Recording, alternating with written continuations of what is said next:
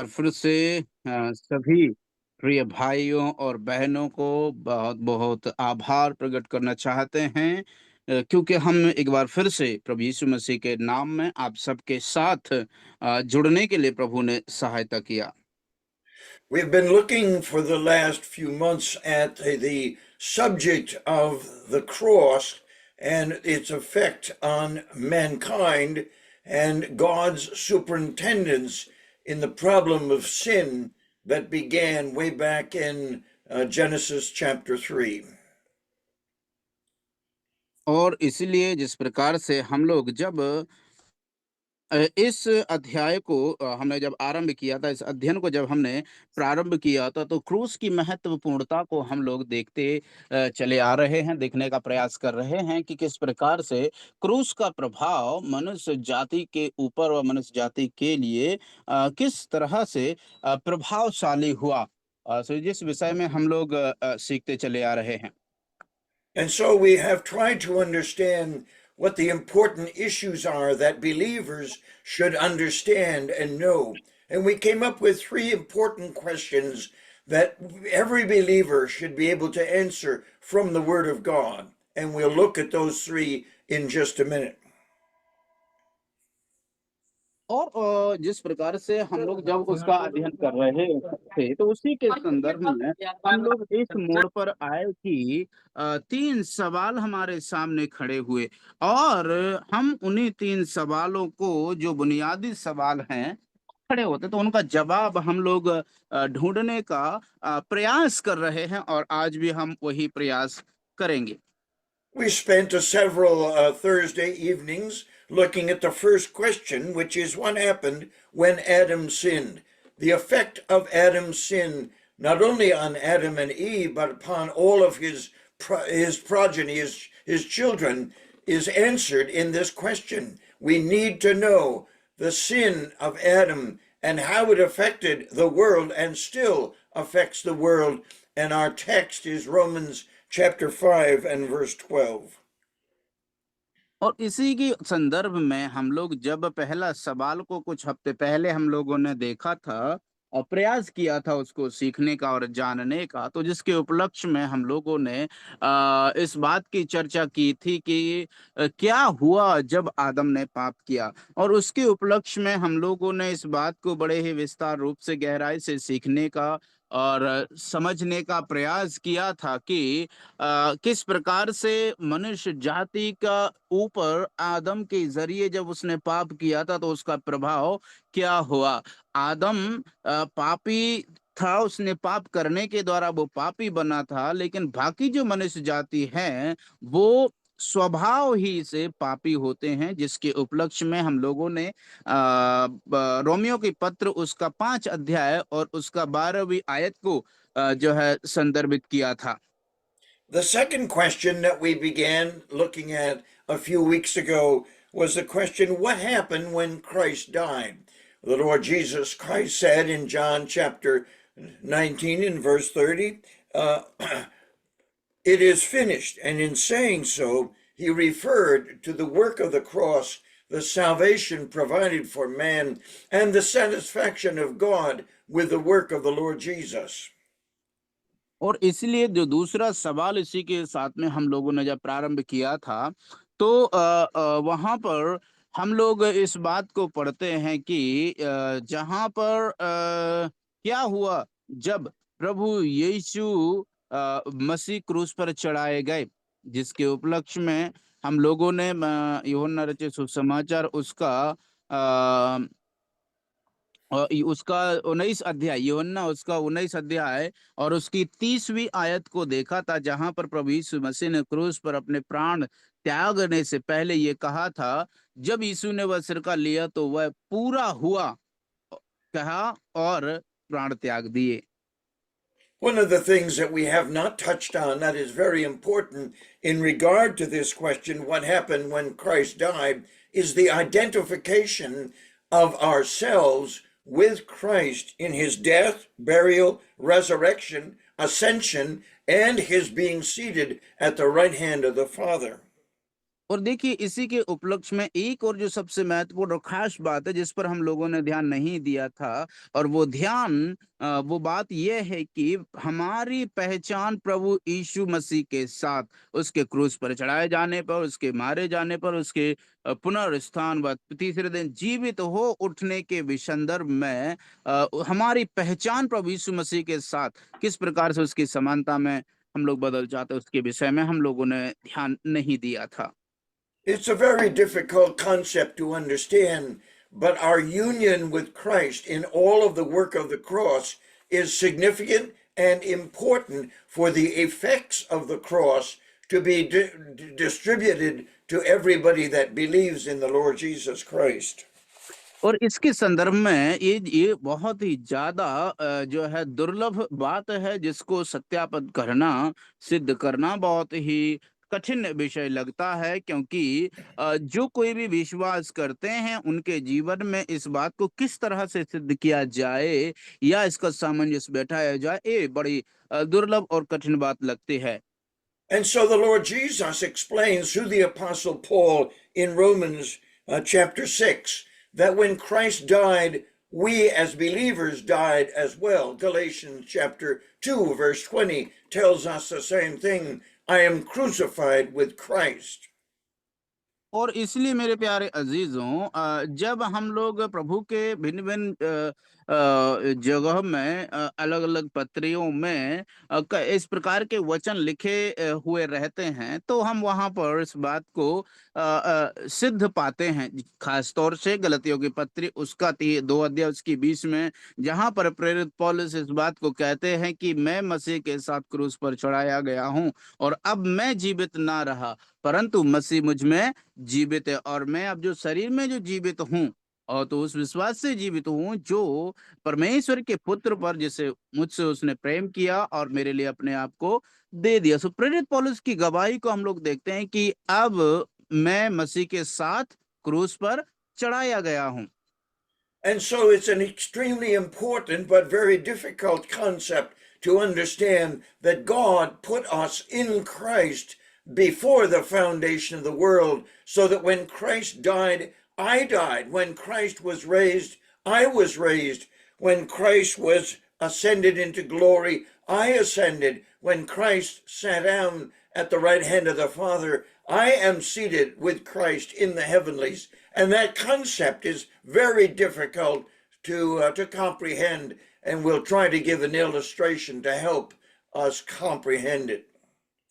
और देखिए खास तौर से ये जो संदर्भ है जिस संदर्भ में ये बात कही गई है कि मसीह में परमेश्वर ने हमें मसीह यीशु में सृष्टि के पहले से ही हमें ठहराया है, नियुक्त किया है। तो देखिए जब हमें उसके साथ नियुक्त किया है तो इस बात को जब हम प्रभु यीशु मसीह के द्वारा शारीरिक रूप से प्रत्यक्ष रूप से उसके साथ क्रूस पर चढ़ाया गया, क्योंकि मसीह क्रूस पर चढ़ाया गया तो हम क्रूस पर चढ़ाया गया, यदि मसीह गाड़ा गया तो हम उसके साथ गाड़ा गया, मसीह जी उठा तो हम उसके साथ जी उठाए, मसीह स्वर्ग में चला गया और पिता की दाहिनी ओर विराजमान है तो हम उसके साथ विराजमान हैं। तो इस प्रकार से मसीह के साथ हमारा जो पहचान और हमारा जो समानता है ना उसके साथ किस प्रकार से सिद्ध होती है, यद्यपि इस बात को समझना हमारी बुद्धि से, हमारे चतुराई से, हमारे दिमाग के सोच विचार से कहीं बढ़कर के है और मुश्किल भी है, लेकिन हम लोग प्रयास करेंगे इस बात को उदाहरण के तौर पर, नमूना के आधार पर उसको समझने का प्रयास करेंगे। We must think very carefully as I ask you a question, even though it seems impossible.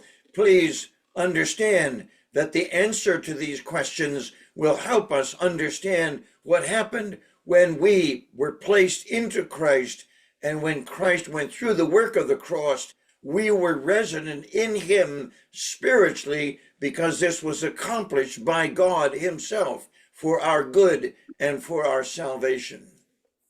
क्योंकि ये बात हमारे लिए परमेश्वर के द्वारा ही इसको नियुक्त किया गया था, ठहराया गया था, और परमेश्वर के द्वारा ही हमारे उद्धार के लिए इस बात को ठहराया गया था। इसीलिए इसके संदर्भ में जब हम सवाल पूछते हैं या सवाल का जवाब हम सुनते हैं, तो दया करके जो भी जुड़े हुए हैं यहाँ पर, दया करके उस बात को ध्यान से सुने। जो सवाल पूछा जा रहा है, जो जवाब उसका दिया जा रहा है, उसको समझने की प्रयास करें, क्योंकि एक विश्वासी के लिए ये बहुत ही आवश्यक है, बहुत ही जरूरी है और मूल्यवान है कि उस बात को समझे, उस सवाल को समझे, जो इस बात को, जो हमारी पहचान, हमारी समानता मसीह के साथ सिद्ध करती है।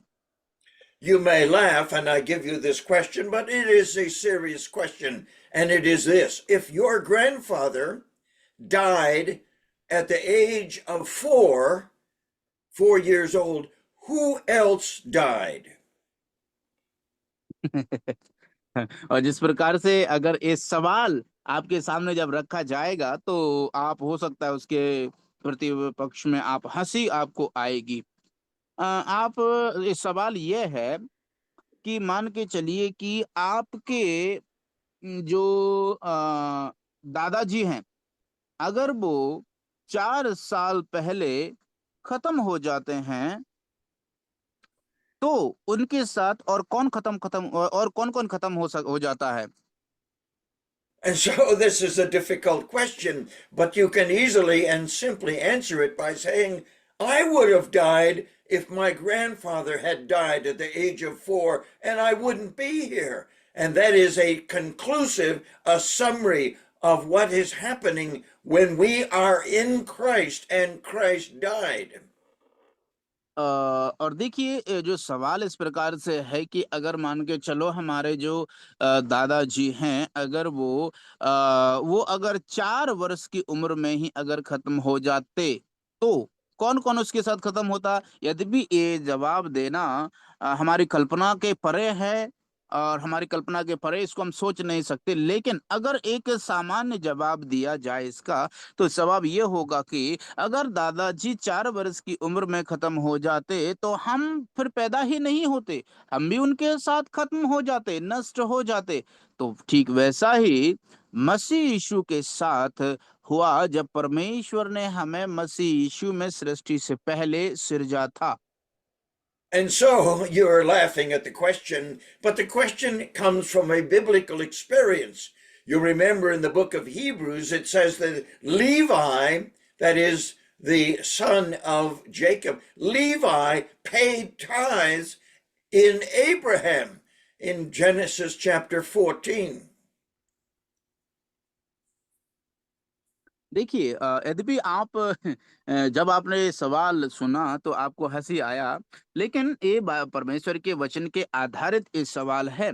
जब हम इब्रानियों की पत्री में पढ़ते हैं लेवी के विषय में, लेवी कौन है? जो याकूब के जो 12 पुत्रों में से एक था, और उसको हम लोग जब पाते हैं कि वो लेवी है जो अब्राहम के लिए, वो उसके वंशज से आया हुआ, उसी के उसके आधारित आया हुआ एक व्यक्ति है, जो अब्राहम के लिए कर चुकता करता है, या फिर उसके लिए उस चीज को वो चुका देता है, अर्थात उसके नाम के द्वारा उसकी पहचान होती है, उसके साथ जुड़ा हुआ है, जिसको हम लोग उन उत्पत्ति के पुस्तक उसका जेनेसिस 14, अले 14 में हम लोग पढ़ पाते हैं उसको। And so the Lord is very clear when he speaks in Genesis chapter 14 regarding Melchizedek. And Melchizedek was the priest of the Most High God and king of Salem or Jerusalem. And so we understand that when God gave a victory, a military victory over the 5 kings in Genesis 14, Abraham was ministered to by Melchizedek, and Abraham paid tithes of everything that he received in his victory against those 5 kings.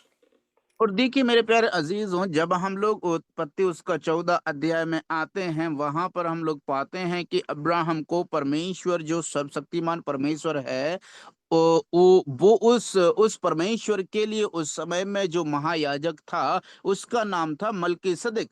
और हम पाते हैं कि जब Abraham को परमेश्वर ने वहां के चार जो पांच राजा थे उन पांचों राजाओं पर जब परमेश्वर ने अब्राहम को विजय हासिल किया, उसको जीत दिलाई थी, तब हम इस बात को पाते हैं कि अब्राहम ने उसके तत्पश्चात मलकीसदेक के जो उस समय पर महायाजक जो सर्वशक्तिमान परमेश्वर का महायाजक था, अब्राहम का जो कुछ भी था उसमें से दसमांश ले जा करके वो मलकीसदेक को अर्पण करता है, उसको भेंट चढ़ाता है।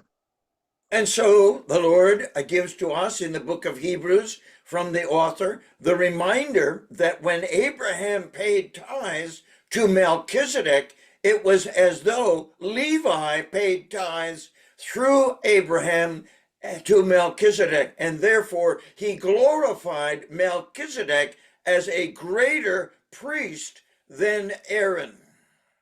और इसलिए मेरे प्यारे अजीजों, हम इस बात को पाते हैं जब इब्रानी के पत्री में आते हैं तो हम लोग पाते हैं कि इस बात को मलकीसदिक के विषय में जब वहां पर उस बात को कहा गया है, सो हम इस बात को पाते हैं वहां से जब कि अब्राहम ने मलकीसदिक को अपना जो कुछ भी था परमेश्वर के सन्मुख बलिदान चढ़ाने के लिए अपने जो भी संपत्ति थी उसमें से दशमांश करके उसको भेंट किया। सो हम इस बात को पाते हैं कि अब्राहम ने मलकीसदेक को अपनी जो कुछ भी संपत्ति थी उसमें से दसवां अंश दे करके इस बात को प्रमाणित किया कि मलकीसदेक आरोन की जो महायाजक आरोन है, आरोन से भी बड़ा महायाजक मलकीसदेक है, इस बात को सिद्ध किया, इस बात को प्रमाणित करता है अब्राहम उसको अपना दसमांश दे करके। And so God gave us this example because you know the genealogy of Abraham and his son Isaac and his son Jacob and his son Levi. So there are four generations in this illustration that God uses in the book of Hebrews when he says that Levi was in the loins of his father Abraham when Abraham paid tithes to Melchizedek after that victory. And so he says to us that God, in his amazing wisdom, allowed the issue to describe that Levi was actually paying tithes through his great grandfather when Abraham gave tithes to Melchizedek. और इसलिए मेरे प्यारे अजीजों, इस बात को हमें समझना बहुत जरूरी है।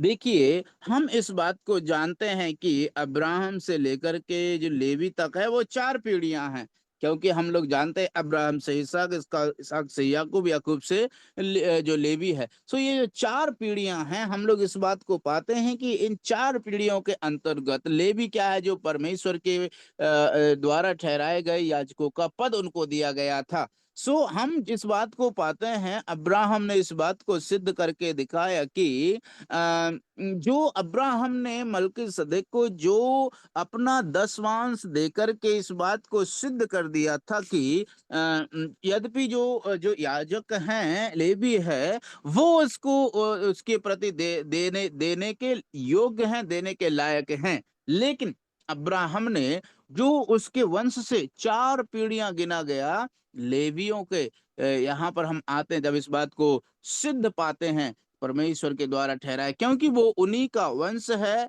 और उन्हीं की पीढ़ियों से वो आया हुआ है। And so the scripture very clearly in Romans tells us in chapter 6 that we were in Christ when Christ died. In 2 Corinthians 5:17 it says, if any man be in Christ, he is a new creation. And so again and again, some 40 times, it is recorded for us in the New Testament that we are in Christ. We are in him. We are in whom. And it reminds us that God, in his infinite wisdom, put us in Christ so that when Christ died, we died with Christ. पर इसलिए मेरे प्यारे अजीजों, जब हम लोग Romeo के पत्र में आते हैं और खास तौर से जब इब्रानियों के दूसरा कुरिन्थियों 5 अध्याय उसके 17वीं आयत में आते हैं, जहां पर हम लोग इस बात को पाते हैं कि इसलिए जो कोई मसीह यीशु में है वो नई सृष्टि है। जो कोई मसीह यीशु में है वो नई सृष्टि है। इसका मतलब है कि जो पुरानी बातें हैं वो खत्म हो चुकी हैं, वो नष्ट हो चुके हैं। लेकिन जो मसीह यीशु में है, अर्थात मसीह यीशु पर जो भी विश्वास करते हैं, वो नया है, वो नई सृष्टि है और परमेश्वर में नए रूप से सृजे गए हैं। And so, if Levi was in the loins of Abraham, and what Abraham did was credited to Levi, then my question isn't so amazing, is it? What happened if your grandfather died at the age of 4? The answer is you also died and you wouldn't be here. और देखिए, अब यहाँ पर इस प्रकार से जब बात यहाँ पर फंस जाती है कि अगर अब्राहम की वंश से, अब्राहम की जो वंशावली है वहां से ही जब हम लोग आते हैं, तो उसी की वंशावली से लेवी आता है। और जब मान के चलो कि यदि अब्राहम ने अपना दशमांश लेकर के मलकीसदेक को, उस महायाजक को, समय का यरूशलेम में ठहराया गया था, उसको जब वो अपना दशमांश लेकर के चढ़ाता है अपनी हर एक चीज का, तो वो किसके अधीन है? वो अधीन तो उस मलकीसदेक के हुआ। और जब यहाँ पर लेवियों की जब बात आती है, तो फिर यहाँ पर इस सवाल खड़ा होता है, जैसे कि मैंने आपसे पूछा कि अगर आपके मान के चलो परदादा हैं, अगर वो 4 वर्ष की उम्र में ही खत्म हो जाते हैं, तो हमारा क्या होता? इसका मतलब हम होते ही नहीं। हम कहाँ से होते? हम भी उसके साथ खत्म हो गए होते। And so, though we're trying and struggling to understand this, this is an amazing principle that is expounded in the Word of God, and it carries on in the death of the Lord Jesus Christ and in the rest of the experience that accomplished our salvation. और इसलिए मेरे प्यारे अजीजों, हम लोग इस बात को समझने की बहुत ही आवश्यकता होती है, समझने की बहुत जरूरत होती है कि जब, यद्यपि ये सिद्धांत है, ये बहुत ही पेचीदा है और मजेदार भी है, लेकिन इसको समझना उतना ही कठिन है। And so, as we contemplate this, we have to ask an amazing question. If, I'm giving you the question again, if your grandfather died at the age of 4, who died? And you say very clearly, I died because I couldn't be here. Now, consider this. If your grandfather was raised from the dead at the age of 5, who else was raised from the dead? And the answer, of course, is I would have been raised again to walk in the newness of my grandfather's life. और देखिए, ये सवाल जब इस प्रकार से है कि अगर ऐसे में मान के चलिए कि अगर हमारा जो परदादा थे, अगर वो 4 वर्ष की उम्र में अधिक खत्म हो जाते, तो हमारा जवाब क्या था? हम भी उसके साथ खत्म हो जाते, क्योंकि जब वो 4 वर्ष की उम्र में खत्म हो जाते तो हम पैदा ही नहीं हुए होते, तो हम भी उसके साथ खत्म हो जाते। अभी इसी के साथ साथ, इसी के संबंध में एक दूसरा सवाल, एक और सवाल खड़ा होता है। अगर सोच करके देख, कल्पना कीजिए कि अगर वो जो जो दो दादाजी हैं, अगर 5वीं वर्ष में पुनः जीवित हो जाते या पुनरुत्थित हो जाते या उनका पुनरुत्थान हो जाता, तो उनके साथ साथ और कौन पुनरुत्थान होता? और किसका पुनरुत्थान हो जाता? हमारा भी पुनरुत्थान हो जाता उसके साथ। जवाब यही मिलेगा, क्योंकि जब वो जीवित होते, वो पुनरुत्थान उनका होता, तो फिर हमें भी उनके द्वारा जो जन्म है, उनके संतानों के द्वारा, उनके जो वंश के द्वारा हम भी जन्म लेते। और इसी प्रकार से जब अगर वो जीवित होते, इसका मतलब ये जवाब यही है कि हम भी उसके साथ जीवित हो जाते। And so there were 5 specific activities that were taking place in the life of the Lord Jesus Christ. And because I am in him, I partake of those blessings. When you read Romans chapter 6 and verse 3, it tells us that we should know and understand that when Christ died, we died. In Colossians chapter 2 and verse 12, it says we're buried in him by baptism, and that is a spiritual baptism into the body of Christ when we trust Christ as our Savior. और इसलिए जब हम मसीह को अपना उद्धारकर्ता के रूप में ग्रहण करते हैं, तो उद्धारकर्ता के रूप में ग्रहण करते हैं, इसका मतलब हमारे जीवन में जो परमेश्वर की वास्तविकताएं हैं, परमेश्वर की सच्चाइयां हैं, उसको हम लोग समझ पाते हैं। खासतौर से जब हम रोमियो के पत्र उसका 6 अध्याय उसके 3 में आते हैं, तो जब हम मसीह के साथ, प्रभु का वचन कहता है, क्या तुम नहीं जानते कि हम सब जितनों ने यीशु मसीह का बपतिस्मा लिया तो उसकी मृत्यु के साथ भी बपतिस्मा लिया है, और इसका मतलब हम उसके साथ उसकी मृत्यु में भी सहभागी हुए हैं। और जब हम कुलुस्सियों में पढ़ते हैं तो वहां पर हम लोग पाते हैं कि हम उसके साथ गाड़े गए हैं बपतिस्मा में। सो ये आत्मिक बपतिस्मा की बात यहाँ पर कही गई है। And so we were in Christ when he died. We were in Christ when he was buried, according to Colossians chapter 2. And then in Ephesians chapter 2, verses 5 and 6, when the Lord Jesus Christ was raised from the dead, we were raised from the dead to walk in the newness of life from the Lord Jesus Christ. और इसलिए Romeo के अनुसार और कुलुस्सियों के अनुसार जब हम पाते हैं, तो हम जब यीशु मसीह मारे गए तो हम उसकी मृत्यु की समानता में हम भी मारे गए। जब दूसरी बात जब कुलुस्सियों के पत्र में आते, तो जब यीशु मसीह गाड़े गए, हम भी उसकी समानता में रह करके उसके साथ गाड़े गए हैं। और जब हम इफिसियों की पत्री में जब आते हैं, उसका 2 अध्याय उसकी 5 और 6वीं आयत में, तो जहां पर लिखा हो कि जब प्रभु यीशु मसीह उठाया गया, जैसे 6 में लिखा है कि मसीह यीशु में उसके साथ उठाया है, तो जब यीशु मसीह उठाए गए तो हम भी यीशु मसीह के साथ उठाए गए हैं।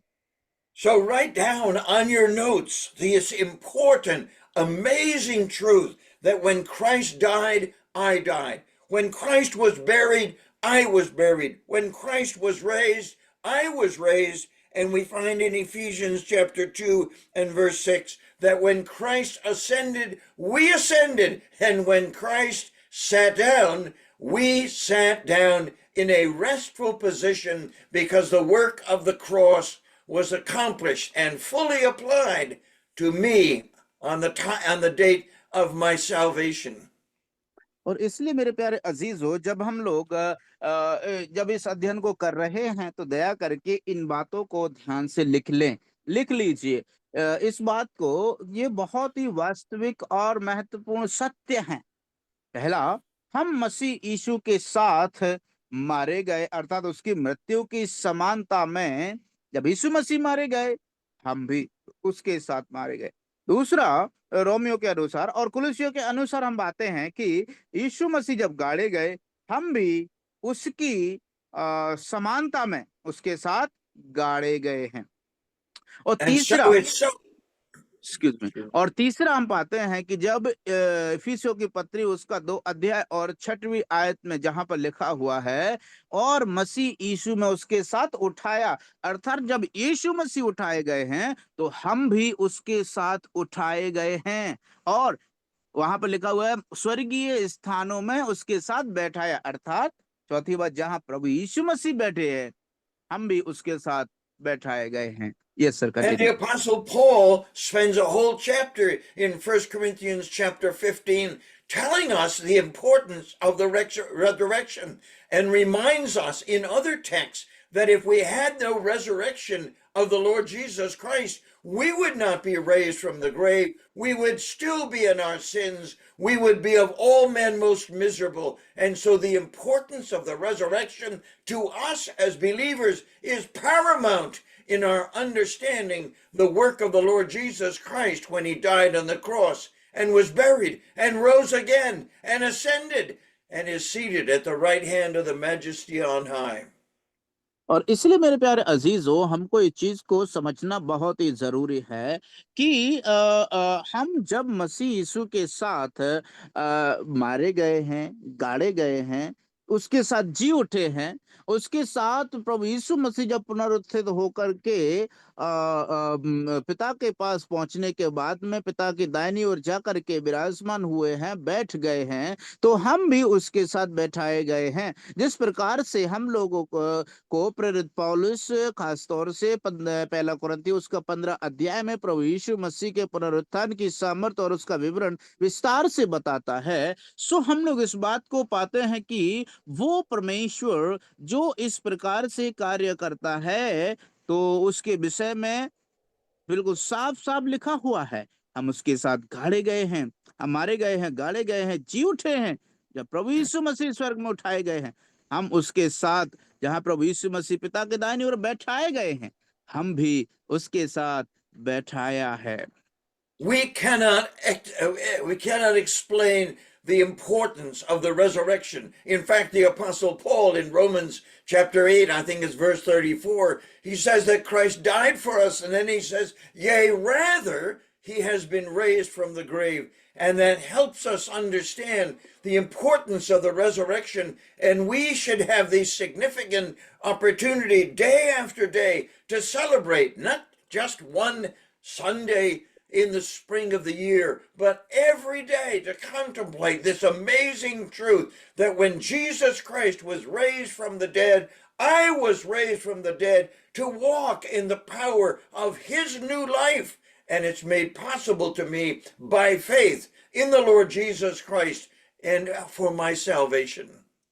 और इसलिए मेरे प्यारे अजीज हो, मेरे लिए और मेरे उद्धार के लिए हम एक विश्वासी होने के जरिए हमें इस चीज को समझने की बहुत आवश्यकता है। इसलिए कि जब हमारी समानता प्रभु यीशु मसीह के साथ इस प्रकार से जुड़ी हुई है कि हम उसके साथ जो है मारे गए हैं, उसके साथ गाड़े गए हैं, उसके साथ जी उठे हैं, और उसके साथ जब प्रभु यीशु मसीह, यद्यपि प्रेरित पौलुस इस बात के विषय में बिल्कुल साफ साफ बता देता है कि यद्यपि प्रभु यीशु मसीह मारे तो गए हैं, गाड़े तो गए, लेकिन उनकी कब्र खाली है।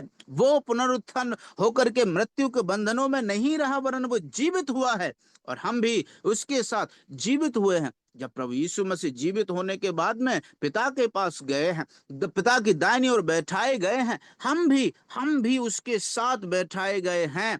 तो इस सच्चाई को हर एक विश्वासी को, उद्धार पाने वाले विश्वासी को समझना, सुनिश्चित करना बहुत ही जरूरी होता है कि हमारी इस पहचान, हमारी समानता यीशु मसीह में किस प्रकार से है और कितनी हद तक है। And so you know that there are many Christian leaders in the midst of their messages of challenge and exhortation. They will say, keep looking up, because they see themselves as here on earth and looking up to glory as if they wish they were there. I'm sorry. I think that's wrong. And so I say on many occasions, keep looking up.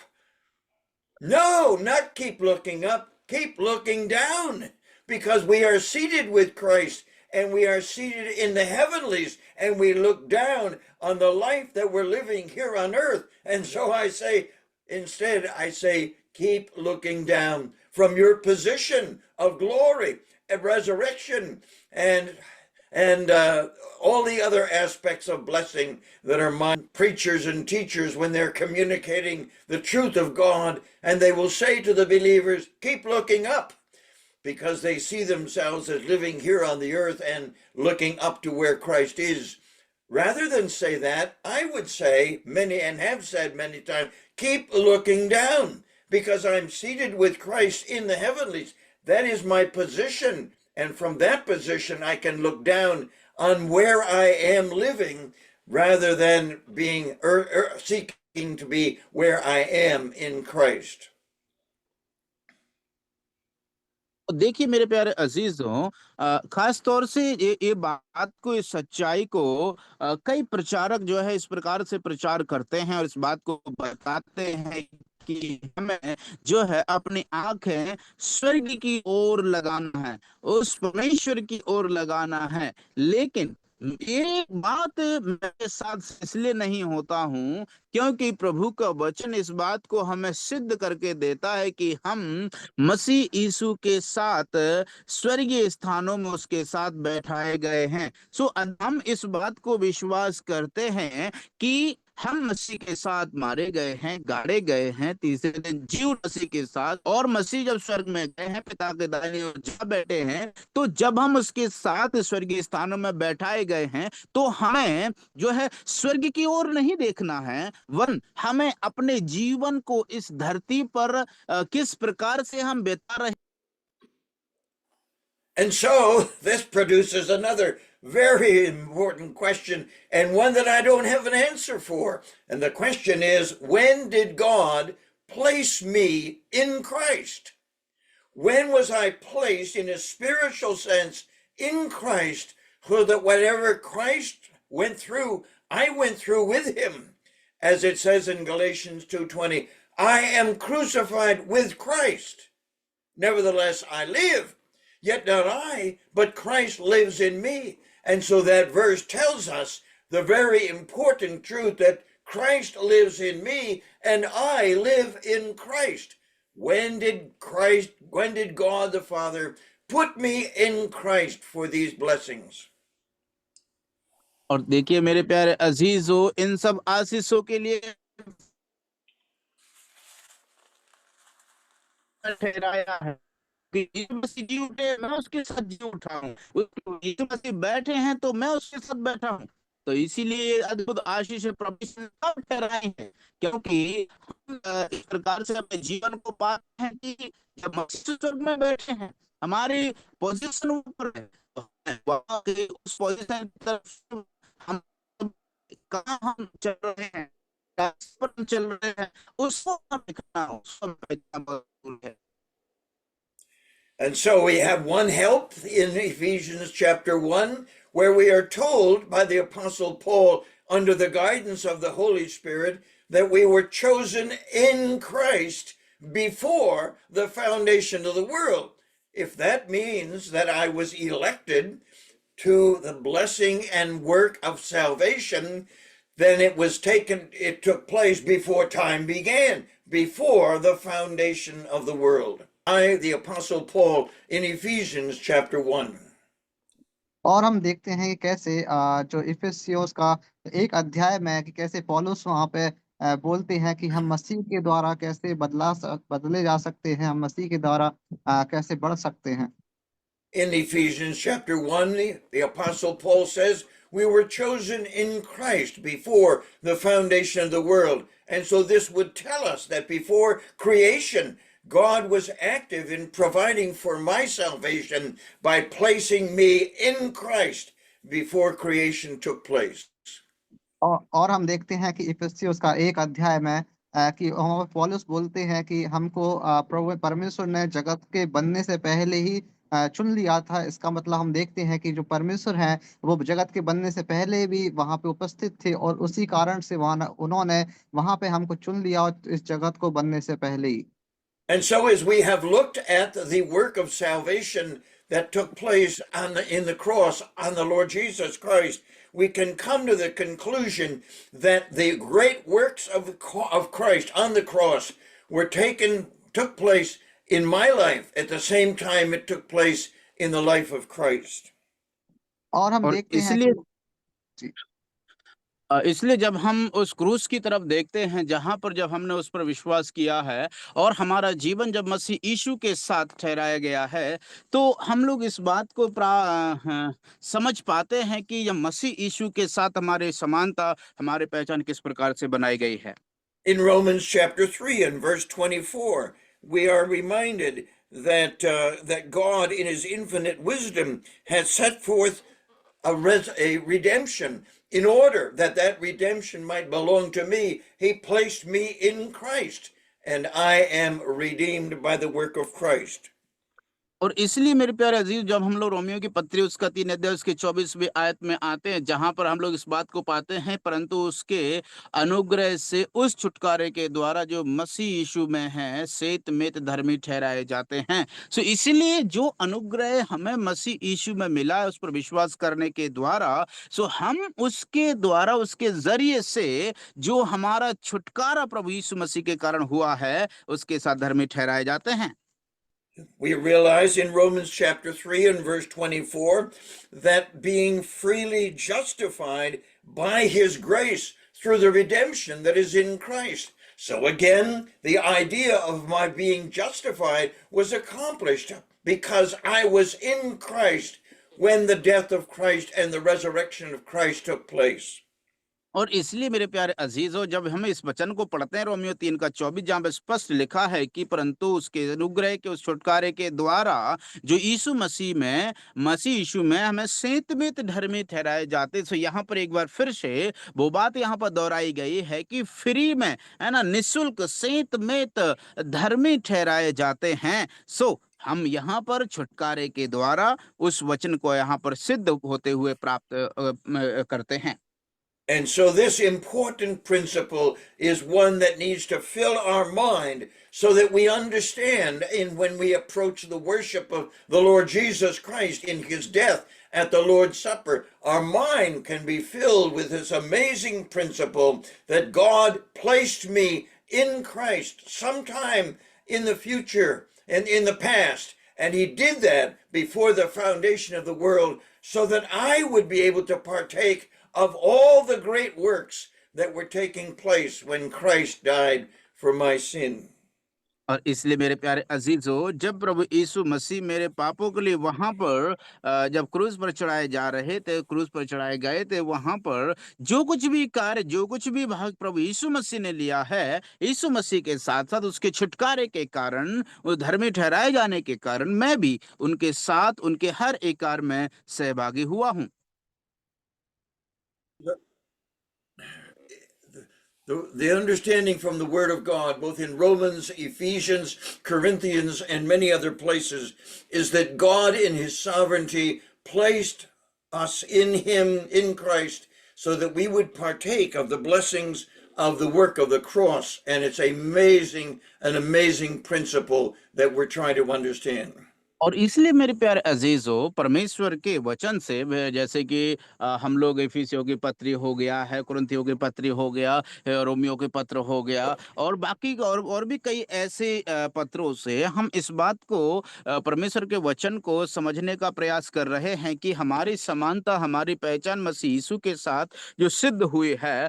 तो हम इस चीज को समझने का प्रयास कर रहे हैं, जो कि बड़े ही अद्भुत बात है कि मसीह यीशु के द्वारा जो क्रूस पे जो यीशु मसीह ने हम सब के लिए आशीषों को मुहैया कराया है, जिन सब में हमारा हक है, हमारा उसमें हिस्सा है। और ये बात जान करके हमें वास्तव में बड़ा आनंदित होता है और बड़ी अद्भुत बात ये लगती है।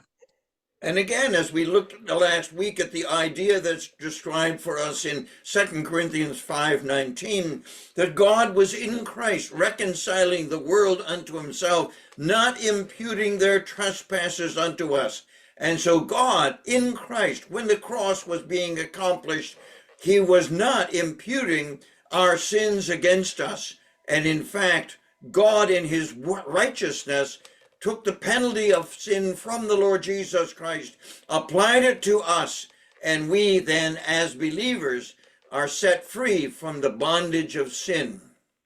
और जिस प्रकार से हम लोग दूसरा कुरिन्थियों में पढ़ते हैं, जहां पर प्रभु यीशु मसीह के विषय में इस बात को कहा गया था कि उसने हमारा मेल परमेश्वर के साथ कराया है, और हमारे पापों का, हमारे अपराधों का जो बोझ था, लेखा जोखा था, वो हमारे ऊपर नहीं डाला। हमारे पापों के अनुसार उसने हमसे व्यवहार नहीं किया है, क्योंकि मसीह यीशु के द्वारा उन आशीषों को हम लोगों ने पाया है। यीशु मसीह के द्वारा हमारा उसके पिता के साथ मेल हुआ है, छुटकारा हमने पाया है। And so again, as we looked at last week, we realized that the work of the cross, as it is described in this outline, reminds us that the three great works, that is, redemption toward sin, reconciliation toward man, and propitiation toward God, all was satisfied in the work of Christ and was satisfied for us because we, as believers in Jesus Christ, were in Christ when he accomplished the work of the cross. और इसलिए जब हम मेरे प्यारे अजीजों जिस outline के जरिए से हम लोग इस बात को देख पा रहे थे और इस बात को हम लोग पिछले हफ्ते में समझने का प्रयास कर रहे थे कि किस प्रकार से जो है हमारा परमेश्वर के साथ मेल मिलाप कराना पाप के द्वारा, पाप के कारण, और उसके साथ फिर जो परमेश्वर ने हमारा छुटकारा हुआ है, छुटकारा हुआ मतलब वो हमारे प्रभु मनुष्य के लिए प्रभु यीशु मसीह के द्वारा परमेश्वर के से उसने हमारा मेल मिलाप कराया, हमारा छुटकारा हुआ है। As we mentioned last week, when it says in 2 Corinthians 5:19, God was in Christ, we realize not only were we placed in Christ so that the work of the cross would be applicable to us, but also God the Father was in Christ. God the Holy Spirit, it says in Hebrews that the Lord Jesus, in the work of the cross, who through the eternal Spirit offered himself without spot to God, and he accomplished the work of the cross in this amazing way. It took place before the foundation of the world, even as Hebrews says that the Lord Jesus Christ as a lamb was slain before the foundation of the world. और इसलिए मेरे प्यारे अजीज, जब हम दूसरा कुरिन्थियों उसका 5 अध्याय उसके 19वें आयत में जहां पर हम इस संदर्भ को, इस संकेत को पढ़ते हैं जहां पर लिखा हुआ है कि परमेश्वर ने मसीह में होकर के, है ना, स्पष्ट रूप से लिखा हुआ है दूसरा कुरिन्थियों 5 का 19 की परमेश्वर ने मसीह में होकर के, है ना, अपने साथ संसार का मेल मिलाप कर लिया है। और साथ ही साथ इतना ही नहीं, वरन हम लोग प्रभु के बारे में अन्य पत्रियों में भी इस प्रकार से पढ़ते हैं कि किस प्रकार से यीशु मसीह ने हमें, परमेश्वर पिता ने यीशु मसीह के द्वारा हमारा मेल मिलाप परमेश्वर के साथ किस रीति से करवाया है। और उसके उपलक्ष्य में हम लोग पाते हैं कि इब्रानियों के पत्र भी इस बात के विषय में गवाही देता है कि वो परमेश्वर का मेमना जो जगत की सृष्टि से पहले मनुष्य जाति के लिए बलि किया गया है। Without this union with the Lord Jesus Christ, we would never be able to experience the kind of blessing that God has given to us in Christ. And we need to remind ourselves again and again that all the blessings of our salvation took place because God placed us in Christ. And when Christ endured the activity of God's wrath against our sin, we were protected by the presence of Christ because we were in Christ since the beginning of time. और इसलिए मेरे प्यारे अजीजों, हमको इस वचन की, इस बात की खासियत को समझने की जरूरत है। देखिए, जब हम इस बात को जानते हैं, समझते हैं कि हम मसीह के साथ हमारा किस प्रकार से परमेश्वर ने मेल मिलाप करवाया है, हम इस बात को कदापि इस बात को ना भूलें। हर एक विश्वासी को जो हमारी यूनियन है, उसके साथ में हमारी एकता है, उसके साथ में हमारा जो मेल मिलाप हुआ है, उसकी खासियत को हमको पहचानना है, जो क्रूस पर प्रभु यीशु मसीह ने उस कार्य को पूरा किया था। जब हम मसीह के साथ में पहले से ही, सृष्टि से पहले से ही मसीह यीशु में सृजे गए थे, मसीह यीशु में ठहराए गए थे, और इसीलिए वही संगति, वही एकता, वही यूनियन के जरिए परमेश्वर पिता ने मसीह यीशु के द्वारा, मसीह यीशु में होकर के संसार के साथ, हम सबके साथ मेल करा लिया है।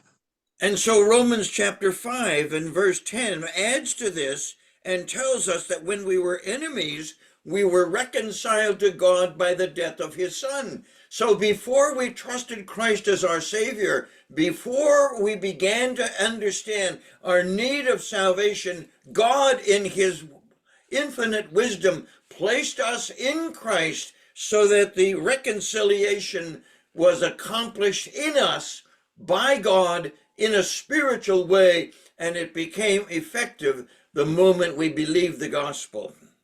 और इसलिए मेरे प्यारे अजीजों, जब हम उस सुसमाचार पर जब हम लोग विश्वास करते हैं, उसको मानते हैं, उसको ग्रहण करते हैं, तब हम लोग उस सुसमाचार के जरिए जो हमारे जीवन में परमेश्वर के द्वारा जो मेल मिलाप होने का जो प्रक्रिया है वो सिद्ध होती है। क्योंकि जब हम रोमियो की पत्री उसका 5 अध्याय उसकी 10वीं आयत में पढ़ते हैं, तो जहां पर स्पष्ट रूप में लिखा हुआ है, क्योंकि बैरी होने की दशा में उसके पुत्र की मृत्यु के द्वारा हमारा मेल परमेश्वर के साथ हुआ, फिर मेल हो जाने पर उसके जीवन के कारण हम उद्धार क्यों ना पाएंगे। स्पष्ट लिखा हुआ है कि मेल हो जाने के कारण।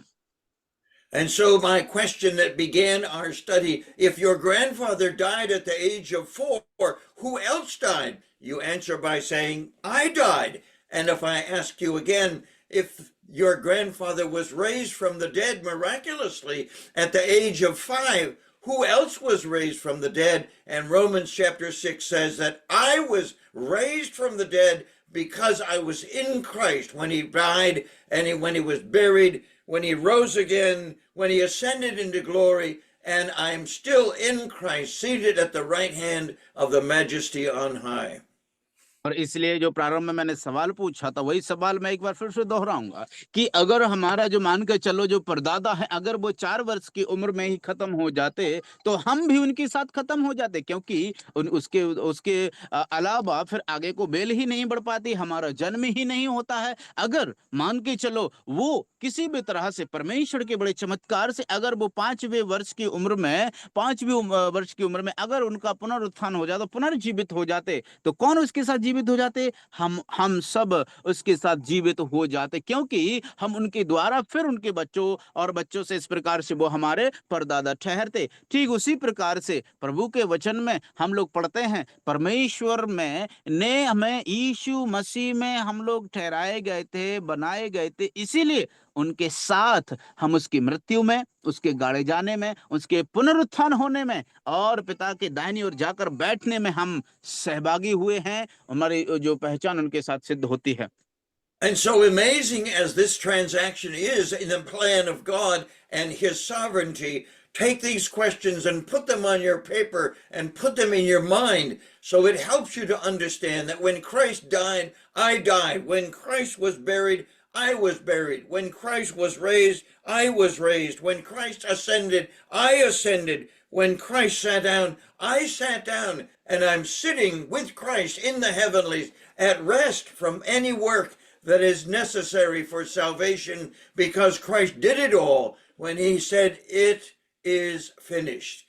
और इसलिए आप इन बातों को जो है एक पेपर पर अपने लिख लीजिए, उद्धार पाए हुए और जो विश्वास में किए हुए प्रिय अजीजों, ध्यान से आप इन बातों को लिख लीजिए। अगर एक व्यक्ति ने यीशु मसीह के वचन को ग्रहण कर लिया है, स्वीकार कर लिया है, विश्वास कर लिया है, तो इन बातों को आप लोग लिख लीजिए।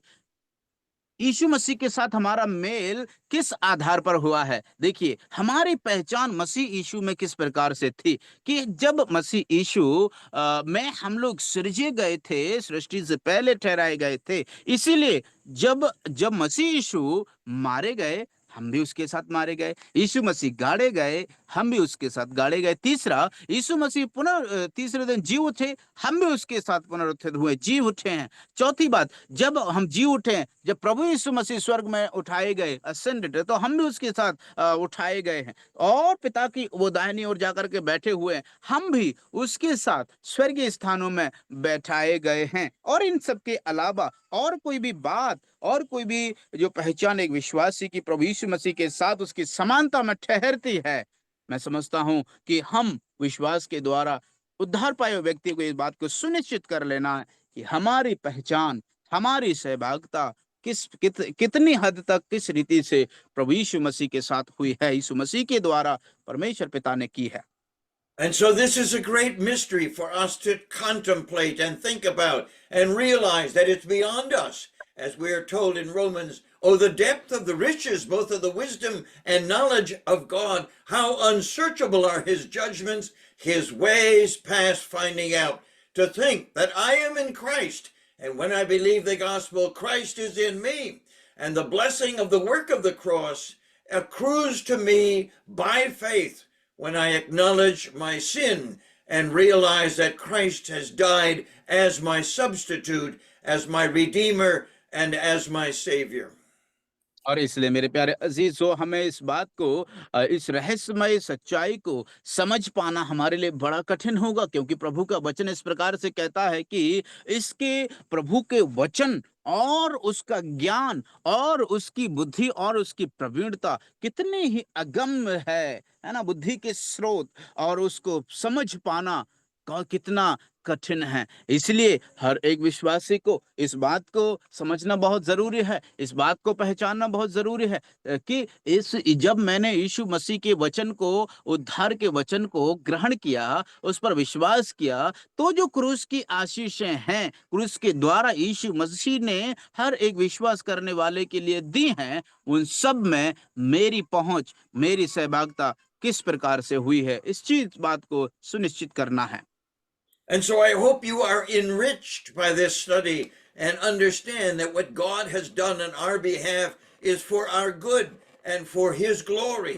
And the blessing of our salvation is to contemplate this, think about it, give thanks for it, appropriate its resources, and manifest the transformation in my life because Christ has taken up His residence in me. और इसलिए इस बात को मैं ऐसा समझता हूं कि आप इस बात को अभी समझ पाए होंगे, और आपकी जो समझ है भली भांति आपने समझ लिया होगा कि मेरी अवस्था प्रभु यीशु मसीह में किस प्रकार से है जब मैंने उसको ग्रहण किया। तो जब उन सच्चाइयों को, उन आशीषों को जिनका हम दावा करते हैं मसीह यीशु के द्वारा हमें मिली हैं, तो हमें उनको अपने जीवन में उनको प्रकट करना है और उनको दिखाना है, मसीह को इस दुनिया में प्रकट करना है। क्योंकि जब मैंने विश्वास किया, तब विश्वास के जरिए यीशु मसीह ने आकर के मेरे अंदर जो है अपना स्थान बनाया है, अपना निवास स्थान बना लिया, और वो अंदर रहता है। Let us give thanks. आइए हम धन्यवाद दें। Father, we're grateful to you for the so great salvation that is played out in the life of the Lord Jesus Christ. And thank you for bringing him into this world so that I could be placed in him and I could die with him and be raised with him and ascend with him and be seated with him in glory. प्यारे पिताजी, हम आपको धन्यवाद देना चाहते हैं कि हमें आप प्रभु यीशु मसीह के उस वचन के जरिए हमें आपने इस प्रकार से मेल कराया है, और प्रभु यीशु मसीह को लाने के लिए हम धन्यवाद करते हैं, ताकि जिनके द्वारा, जिनके साथ हम मारे गए हैं, जिनके साथ हम गाड़े गए हैं, जिनके साथ में हम जी उठे हैं, जिनके साथ हम पुनरुत्थान होकर के जी उठे हैं, पिता के साथ दाहिनी ओर प्रभु यीशु मसीह के साथ बैठाए गए हैं। प्यारे खुदा, इन आशीषों के लिए आपने यीशु मसीह को मेरे जीवन में लेकर के आया, इसलिए आपको धन्यवाद देता हूं। Thank you for including me in this amazing plan of salvation and the perfection that comes from the work of the Lord Jesus Christ to all who believe. और इसलिए प्यारे प्रभु, आपको धन्यवाद देता हूं, उद्धार के सिद्ध योजना के अंतर्गत आपने मुझे भी ले लिया, और हर एक उस व्यक्ति को जो विश्वास करता है। We thank you in the name of Jesus Christ, our Redeemer, our Savior, and now our Lord. Amen. आमीन। और ये हम आपको प्रभु यीशु मसीह के नाम में धन्यवाद देते हैं, जो हमारा छुटकारा देने वाला, हमारा मेल मिलाप कराने वाला है और हमारे उद्धार का सिद्ध करने वाला है। आमीन।